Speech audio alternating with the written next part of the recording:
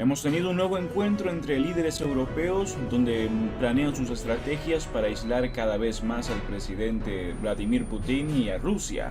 Todo esto es un experimento opositor a la invasión de Ucrania, así que veamos qué dicen los expertos.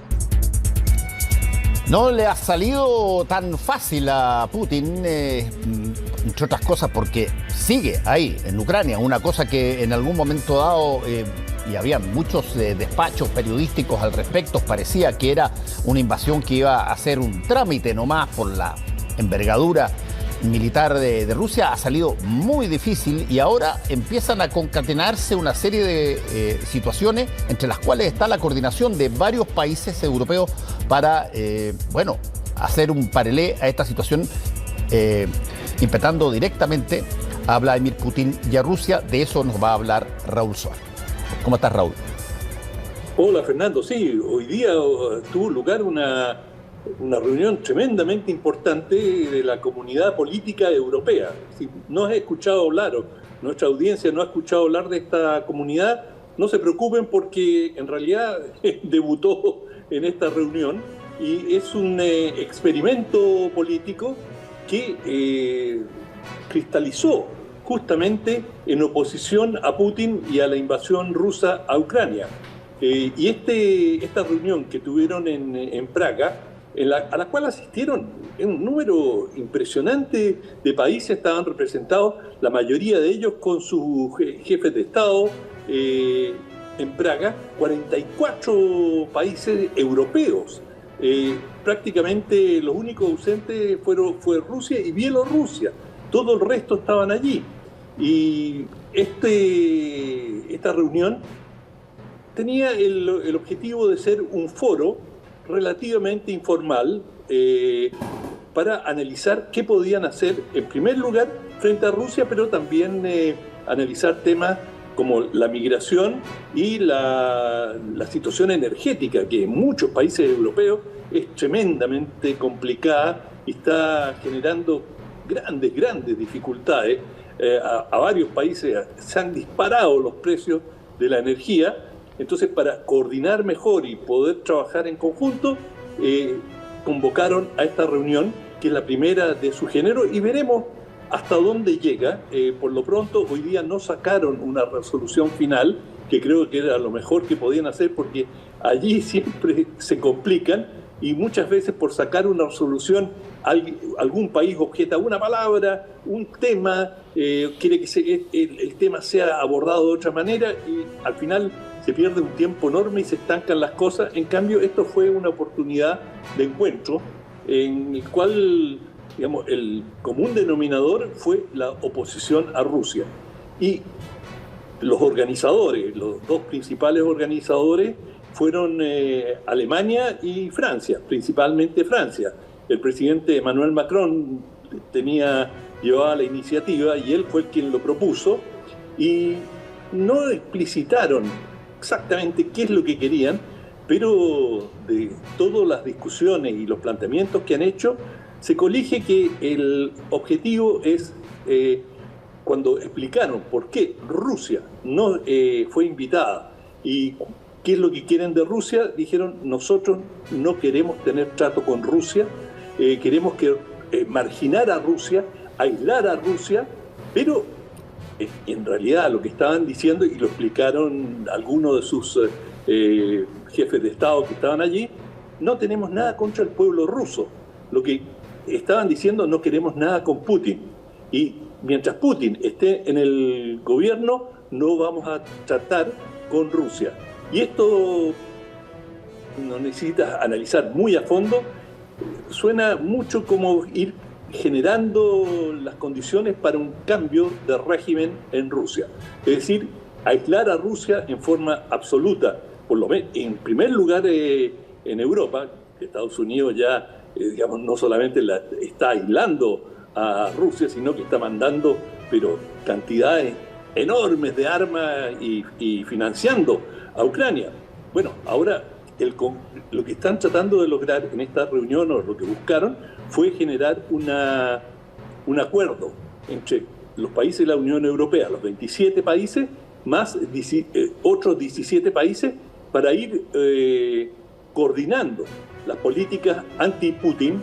Ellos, digamos, no quieren decir anti-Rusia porque eso genera anticuerpos en Rusia, pero es imposible separar a Putin de Rusia. Mientras Putin sea el jefe de Estado en Rusia, bueno, se van a confundir ambas entidades, digamos, el jefe de Estado y el Estado. Pero, de todas maneras, acá se comienza a diseñar un camino, que veremos hasta dónde llega, para tratar de zafarse de Putin, y le prometieron a Rusia, digamos, hablando en la conferencia, de que una vez que cambie el régimen en Rusia, bueno, las cosas cambian radicalmente también en Europa y que Rusia sería bienvenida, pero con otro gobierno. Oye, Raúl, para ponerlo en términos de las dimensiones de la situación, ¿qué tanto Rusia es dependiente de Europa o de Occidente en general para muchas de las cosas que, bueno, puede hacer para que resienta una presión de ese grupo? Rusia es un país autárquico, bastante autónomo, y lo es así porque esa es su historia, es decir, siempre ha estado aislada. Occidente, digamos, durante la Guerra Fría, digamos, no se podía viajar, era muy difícil viajar a la Unión Soviética para mucha gente, el comercio estaba muy limitado. Acá en América Latina era muy difícil importar productos de la Unión Soviética. Estados Unidos estaba muy encima y velaba porque no tuvieran una cabeza de playa en América Latina, por así decirlo. Entonces, por ejemplo, las compras de armamento ruso en Chile en algún momento se consideraron, pero la presión de Estados Unidos fue tremenda. Digamos, si compran material soviético, olvídense de una serie de ayudas que reciben de nosotros, y así, y a toda América Latina le ejercieron presiones similares. Algunos países como Perú lograron zafarse, pero también a cierto costo. De manera que esa situación de aislamiento, de, digamos, tener a la Unión Soviética y ahora a Rusia muy marginada del comercio mundial, le ha dado bastante vitalidad, es decir, en el sentido de no ser dependiente. Mucho de la tecnología que usa Rusia es tecnología propia, de manera que no son tan dependientes. Por cierto, con Europa tiene más vínculos que con Estados Unidos, y le perjudica enormemente este cerco, pero no en términos de afectar gravemente el estándar de vida del pueblo ruso, ni en desarrollos tecnológicos. De manera que me imagino que Putin lo tenía bien presente, que invadiendo Ucrania y desatando esta guerra, le iba a venir una respuesta exactamente como la que le ha venido, quizás más fuerte.